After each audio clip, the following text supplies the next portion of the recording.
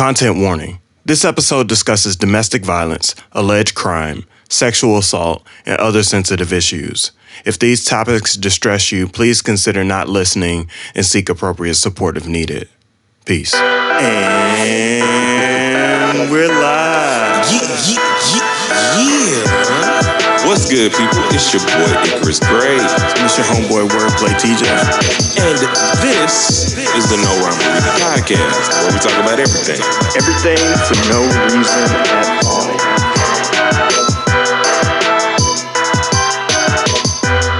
And we're live. Yeah. Oh my gosh. What's good, people? It's your boy, Chris Gray.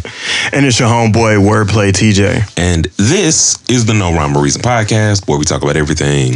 Everything for no reason at all. We back.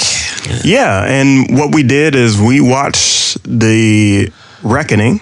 Yeah. The Sean Combs documentary now out on Netflix, so you don't have to. And it was a doozy. We're going to try to break down some of the episodes, kind of extract some themes about just kind of gaslighting, accountability, imposter syndrome, just overall, just kind of Diddy not being the guy that I think we grew up to think he was. Mm-hmm. And also kind of break down some of the story that's being told throughout this documentary so that, you know, when you get a chance to watch it or you don't have to watch it, you have a better understanding of how we got to some of our conclusions and some of our thoughts. So this is not promotion of it. This is not really making a character assassination of Diddy in any sort of way, but this is us talking about the subject because the documentary is out. And so it's a good piece of film. That's for sure. And I'm excited about it. I don't really want to talk about 50 Cent. I'm not worried about who produced it, who made it, that type of thing. It's out there. You can see those interviews. Mm-hmm. What I'm worried about is how Diddy, the diddler, is characterized in this situation. So let's go with episode number 1. I think in this episode, there's a lot of things that kind of point out. Yeah. They point out his privilege.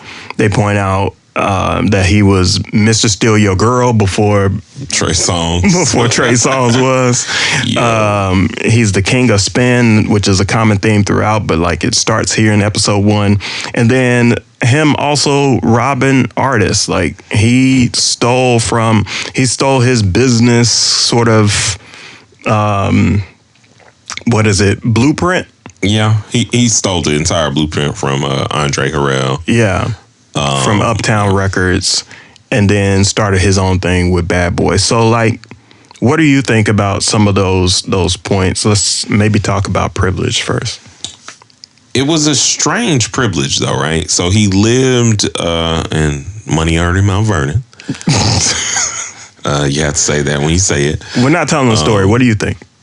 I think that it's very interesting to kind of see how his privilege didn't rise him above trauma, or how privilege and trauma together create a need to get out of something, but then you're so attached to the traumas that happen to you. His mom, like, abusing him or beating him up real bad, apparently, as accounted by his childhood friend. It's literally all I could think about is hurt people. And it seems like he just kind of was created more so from that than any other aspect of things that were going on in his life. Yeah, that kind of just starts the wheels turning with trauma. Yeah. So he can pass it down. I also think that his privilege gave him a sense of himself that he could have whatever he wanted. Mm-hmm. Whenever he wanted, whether that be from women or material things that he reached for. I think The fact that he was knocking on Heavy D's door left and right, and until he got an opportunity to work with Heavy D and work with Andre Harrell at Uptown, and then dropped out of Howard in order to do that. That part of the story lets me know that like he was relentless in some of the relentless behavior that he has through. That's what the doc should have been called, relentless. Some of that behavior that he had early on as a person has carried through even to this day. I think in that episode as well, we start the part where he basically starts to PR himself. Yeah, it's with the first like celebrity game that he hosted with Heavy D, and ultimately there were like 9 deaths. The incident at City College, right? Yeah. Because he over promoted, and they were doing it's hip hop, so they were bum rushing, and people got trampled. He was Travis Scott before Travis Scott, and the weird way in which he handled that kind of spins everything to where it is now, because he is the king of spin. And he handled it in a way that seemed like he was not going to take any sort of accountability for any part he had in causing this tragedy. Right, over promoting. His mom was also a party promoter early on, so he learned those habits. He learned that style from her. Mm-hmm. He did a lot of promotion for Uptown and street team. So if you know his early career, he is the street team king, getting parties together and getting that started. But at City College, he took it and said, this is an incident. We made mistakes. He sort of half took accountability, and I mean that in a way that like shouldn't be misconstrued, because like there is no way to take half accountability. Yeah, I'm just trying to say that for the sake of needing a term. At the moment. Yeah. He blamed it on his promotional tactics, but didn't blame anything else, right? He didn't talk about what they should have done differently in order to account for those deaths. He also was not very you could tell it was that early PR kind of spin way of being, right? And what I mean by that is we see it like kind of like with the R. Kelly trials, like toward the end, in the sense of like, I'm fighting for my life. Like, well, we asked you a direct question. Can you answer the direct question? But he was so good at basically, like you said, the halfway of taking accountability is basically, to me, fake empathizing. So doing the like, we didn't want that to happen, and like, of course you didn't want that to happen. Like, no one wants it to happen, but like, why did it happen? Yeah, he even does it later on in the doc. He's telling his lawyers, and they kind of preface the doc with this scene, and it's in some of the trailers, where he's telling his lawyers that they can't just treat his situation like everybody's watching CNN. You have to spin this in a way that will change the view from the court of public opinion. You have to Instagram shift this, not CNN's shift this. TikTok and all these other things. Right. It's like you have to viral get me out of the mud, so to speak. Get me out of the baby. We'll get there. So, and something that he also learned early on, and it was connected to his privilege and being a part of the spin, was taking advantage of artists. He said he learned. They say that he learned it from Andre Harrell. Yeah, rest in peace. And he was taught to sort of claw back parts of contracts. This is seen throughout as well, where he's manipulating contracts on the back end after the deals are signed in order for the artist to get less, or his business partners to get less, or shaking his business partners out of 25%. So he did that to his business partner, Kirk Burroughs, who co-founded Bad Boy with him. I see this as just the start of what is later defined as like racketeering and RICO, that his business practices are just out of control. And ultimately, like he leaves behind him a trail of individuals who are left without, and all they got left is fame. Maybe. Let's shift in episode 2 because there's like some really meaty aspects of. Oh yeah, bad choice of words. But there's some really deep topics, or very introspective, that kind of get us away from the conspiracy theories of what we thought about Biggie and Pac's death and put us more into, like, I think, a more rationalized thought process. Yeah, there's sort of some testimony, some evidence that shares that, like, basically he's not the talent. And he was jealous of Tupac and Biggie. And Craig Mack and all these other folks that were writing for him. Jodeci and Mary J. Blige. Like, you were jealous. He was Jodeci. He was Jodeci of all of the Jodeci's. But Jodeci jealousy.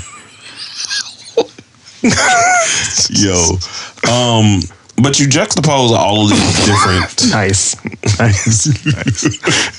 You juxtapose all of these different emotions to the fact that I never even noticed how much he made it about him. Yeah. Because initially, like, I'm looking at it as a person who will be grieving for the loss of Biggie, right? Or even the loss of Pac. Like, when he went out there, he was like, nah, we don't... even when the beef started, I didn't even know that he had a response to the whole dancing videos. We not on that West Coast stuff. I don't know if that was directed towards me. That's the spin. But that's the spin. I'm the producer they're talking about. We should take this East Coast, West Coast beef, and it should all be love. We should all make great music and be peaceful. That's paraphrasing what he said. But. Yeah, but it was, this weird moment where I'm sitting there, and then I'm like, I'm looking at the performance with Sting, and I'm like looking at it. Can we do a quick aside? Yeah, I don't like how Sting performed that.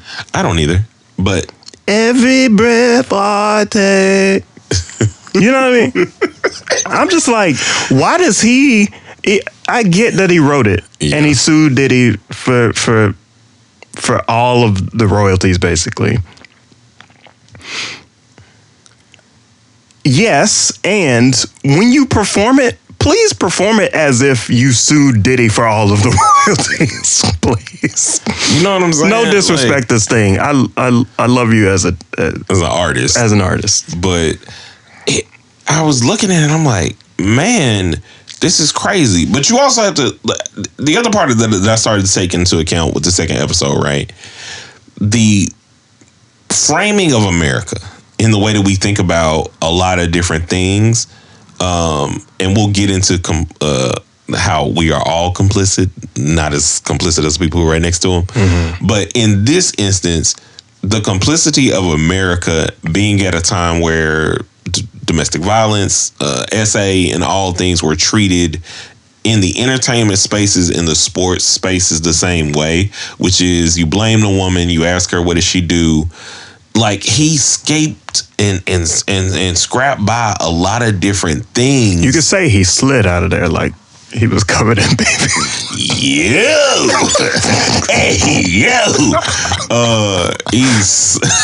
just glided right out of there,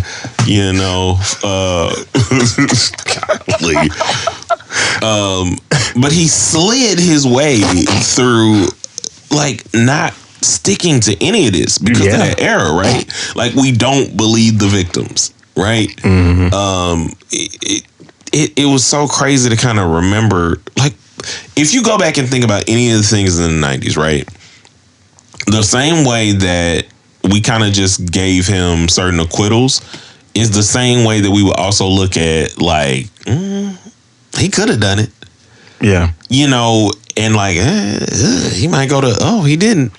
And we get so used to not understanding narratives, not understanding evidence, not understanding people taking the fall for him. Yeah, it's easy to be sold a story. Yeah. Versus, I think the story that we believed was the shiny suits, the rock the vote, the mogul, the business person. Even during the time of the ban, you and I, as young teenagers wanting to do our thing musically, kind of modeled how we looked at business after what was happening on that reality TV show. Yeah, we all wanted, or I'm not going to say we all, I personally wanted to be signed to Bad Boy because I thought that was the place for lyrical artists who are not like Pac.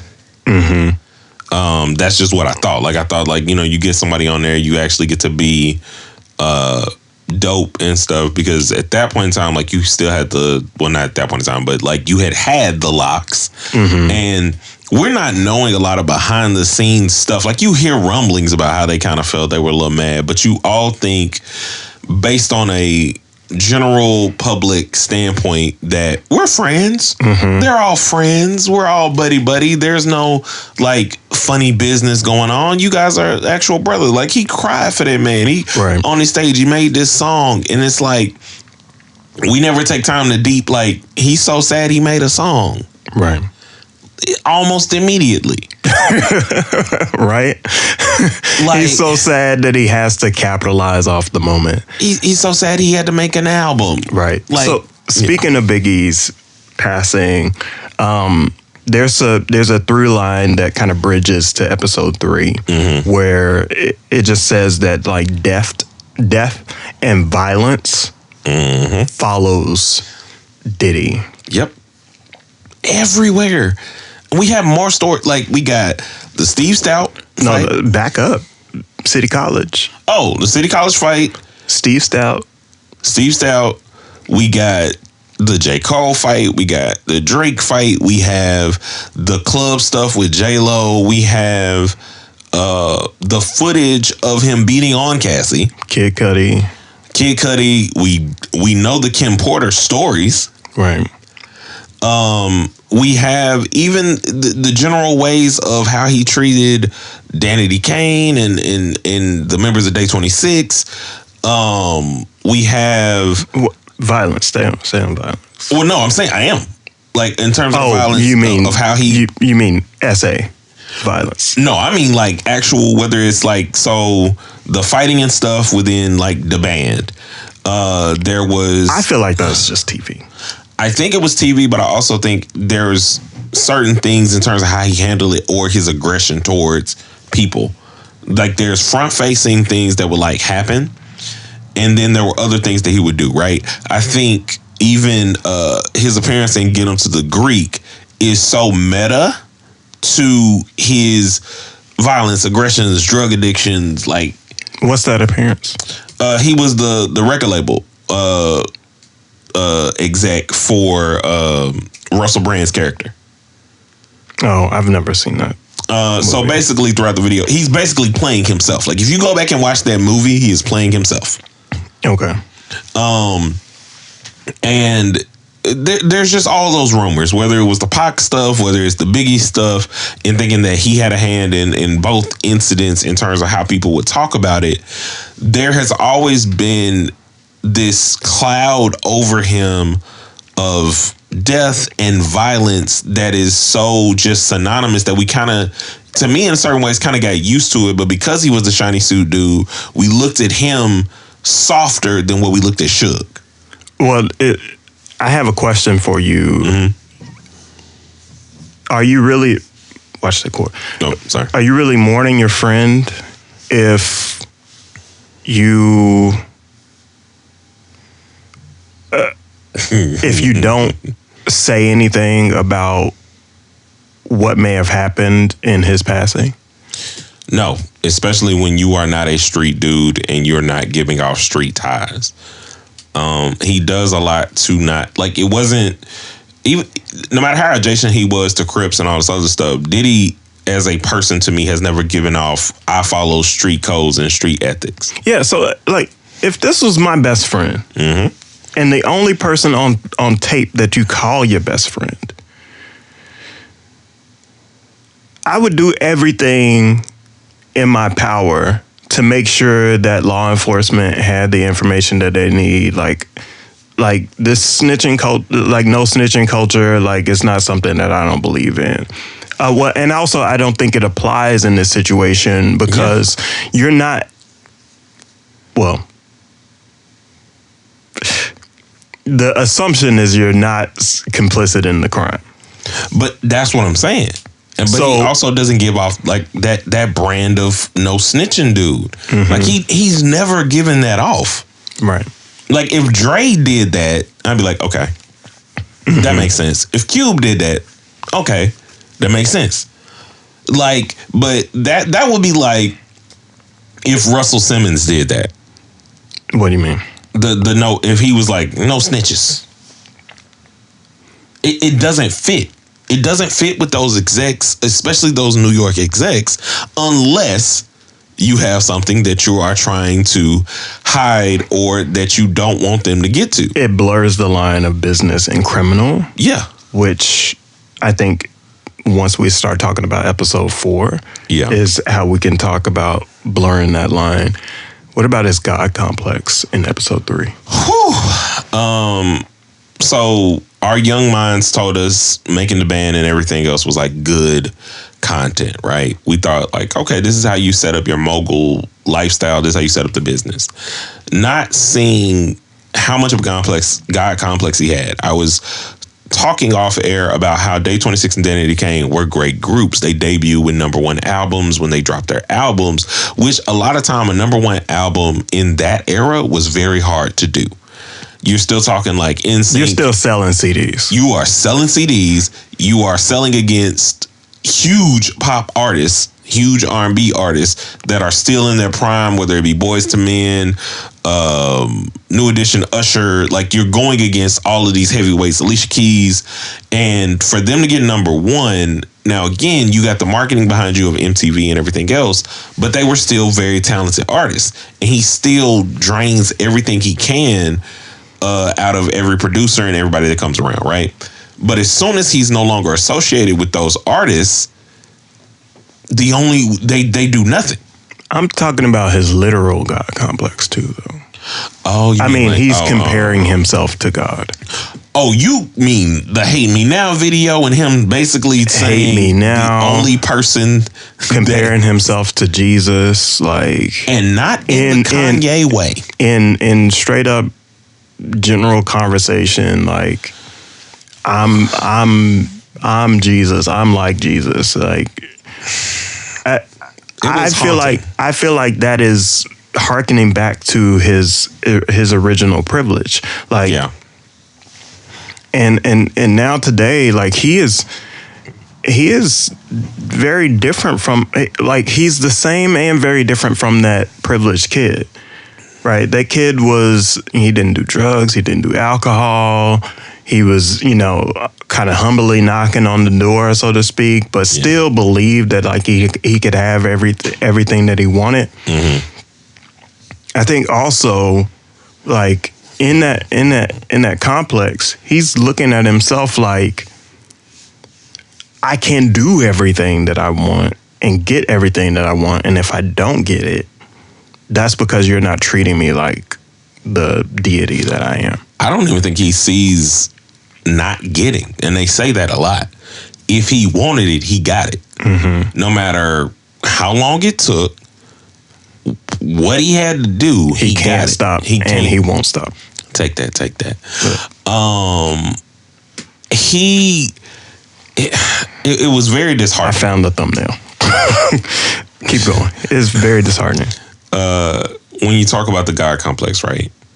Because a lot of times, if you're looking at it, like I was saying earlier, through our young mindset, right?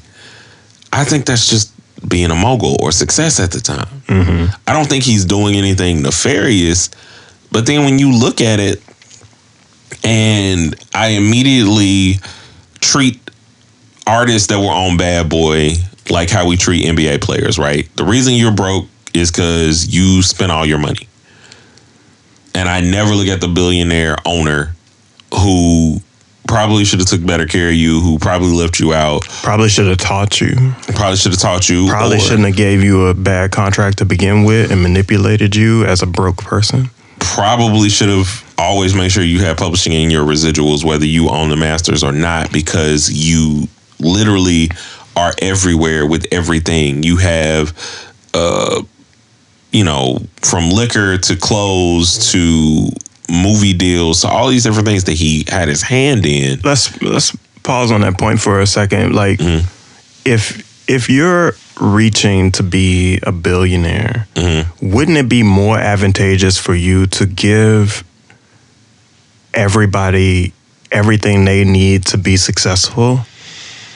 Wouldn't that more likely make you a billion? I mean, like, I guess I'm sort of answering my own question. You can't make it to the billionaire by taking from people. Yeah. But I think you can go beyond that by contributing to people, in my opinion. I mean, of course you can, because then you're actually creating, kind of like I said last week, symbiotic versus parasitic relationships. Whereas like the parasitic relationships and the God complex don't allow those things to be. Because at the end of the day, you have to remember that it's about what I did. That I did this. I don't care how talented you are as a singer. I did it. I don't care how much time these writers had to come in and do to like get your vocals and stuff right and all this other stuff. I don't care. It is literally about me. Even you got fame, and I think if just to like piggyback. Well, he says that a lot. Did you notice when sorry to cut you off, but like he said the way that you get it or the way that you make money is by me making money. Yeah. I'm on, like, if I'm not hot, you ain't hot. Yep. And that was towards like the end of him kind of like, I think, losing the screws. And by that point, like you were saying, I think he lost the screws from the beginning. I do too. But I think that he was savvy and enough of a hustler to where he didn't lose that, right? So the intentionality of how he started was you get out there, you get it. And yeah, he could have been a dude that was, or was a dude that was stealing people's girls. He wanted a certain life. He had the situation with Joy, which is another disheartening one that kind of showed the God complex early, being one of those people who you have to film and do all these other things alongside your control. But it morphed somewhere along the lines, and I think we can just go ahead and get into the complacency of what episode 4 is. I got a way to kind of frame that. The shiny suit of Puff Daddy is now by episode 4 a rusty suit. Yeah. And I believe that rusty suit is what he's going to be wearing from here going forward. That's my hot take. And so, and everybody is complicit in watching that suit rust. Yes. Let's talk about a couple of different ways that I feel like people Folks are complicit. Folks are complicit, right? And we're not going to like pick people, because I don't want to like, I'm never going to pick apart what I think somebody's testimony was, because I do believe that their accounts happen. And we'll get to that as well in terms of talking about the jurors. Will you end with the jury then? Yeah. So let's start with whoever. So everybody that was around him, right? Whether it's Kirk, whether it's, I think, Capricorn, his basically longtime manager. the two things that I noticed, right, in terms of their complicity, even to Lil Rod, right, all of you documented a lot of things that you were doing with him, but somehow you never thought to document the bad parts in any kind of way. Kirk Burroughs talked about how from day one I used to write down everything I had to do that day. When did you stop? Was my question. Now you got pushed out earlier, but you saw things and knew of things. Capricorn definitely saw and knew things. Right. Like when I was, but she stood trial, and we don't know. It's hard to say what she disclosed. True. Knowing that she was on the bench without us researching what she said on the bench. But I just more so mean in terms of at the time, in general, the compliance, right? So you've had all these things that like you could have used as leverage or whatever it is you wanted to do. I also think that it was very telling that Audrey has the emails.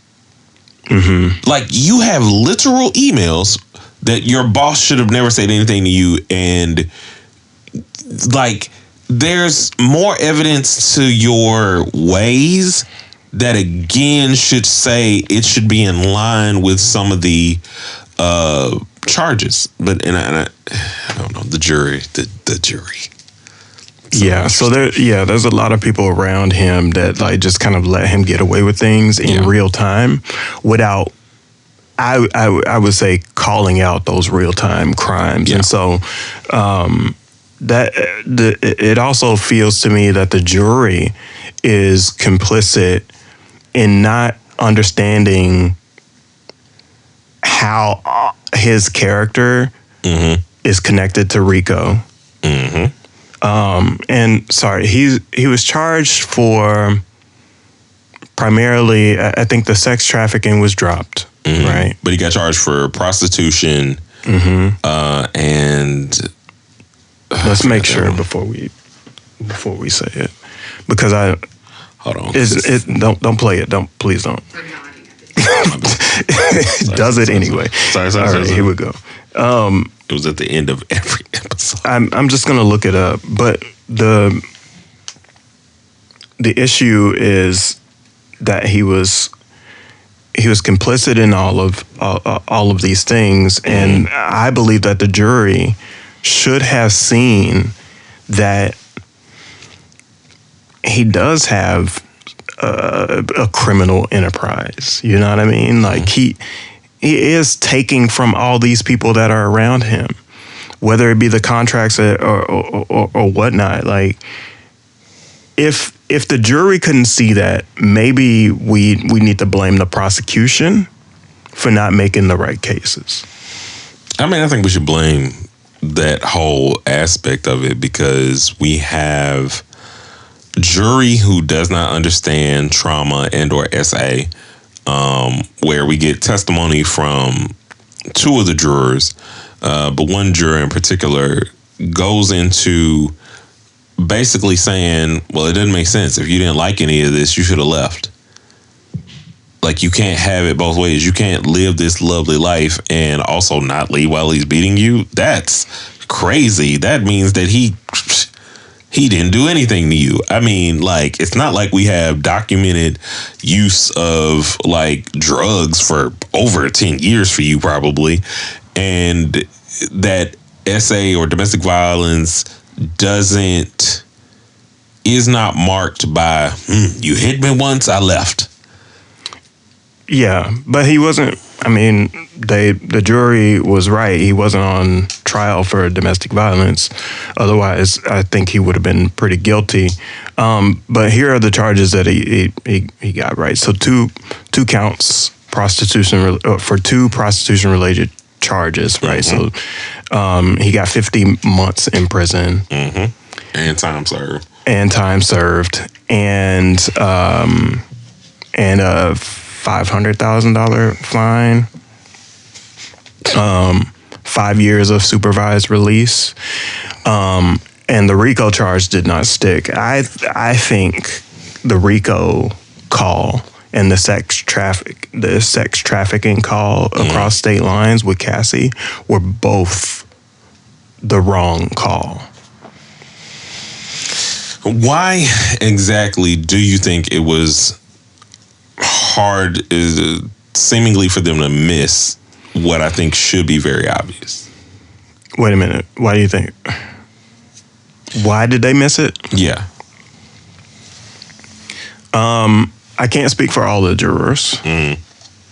What I think happened is one or two situations, right? It's the prosecution didn't tell the right stories and didn't give the right evidence in order for that case to stick, or they were too aloof to all of the things that he did wrong to people and in business to create those circumstances, right? Like, racketeering is creating a criminal enterprise. And when you're dodging violence, when you're ducking contracts, when you're manipulating contracts on the back end, like, where is that evidence to show that the jury was off base? And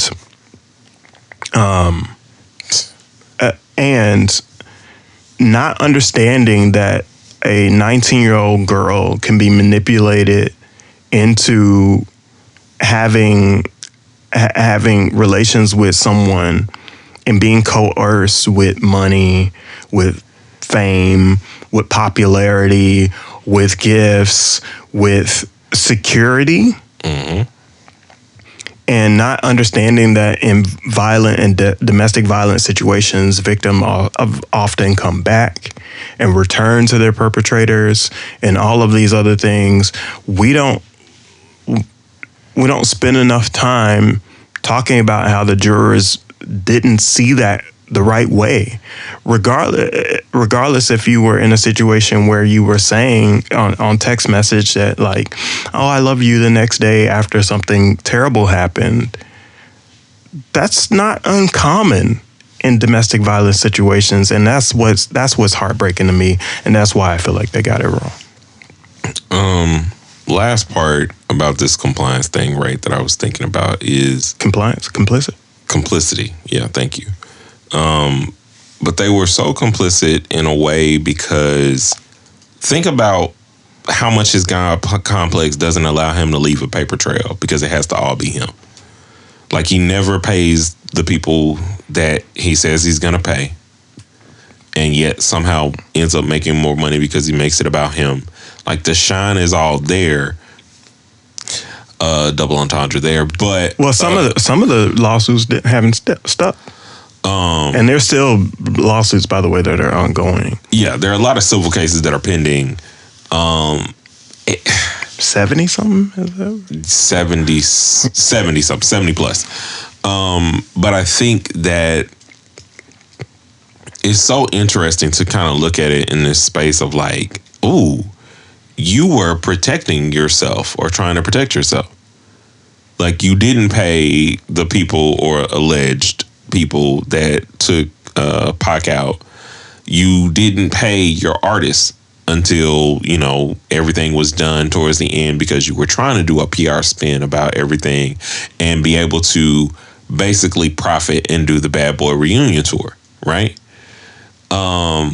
You spent all this time just kind of making it me, while all along, to me, that was the cover up of everything. Because if you never pay the people you're supposed to pay, if you never do the things you say you're supposed to do, you just implicate or imply these things in that manipulative way that of him with his charisma.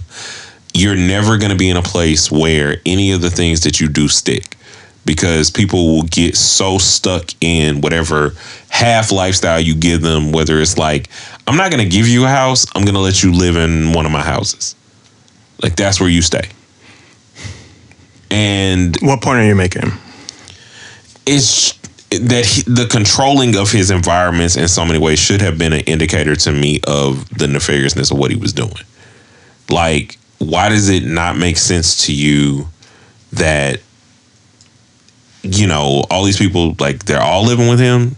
Like, you're a billionaire. You could have bought them a house.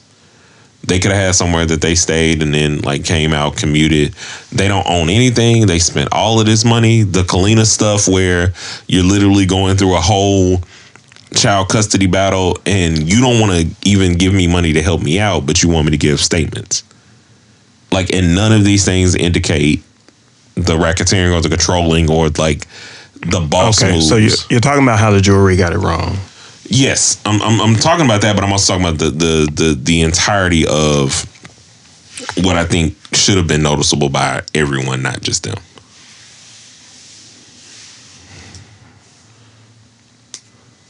Like, why did we not see that it was me? I feel like they know. I feel like they see it, and I'm gaining a little benefit right now too. Like, I'm cozy. I got a paycheck. I got some security. Okay. And this person can manipulate me because they're giving me security. And the jury should have seen that security is not as shiny as the suit. Overall, I think,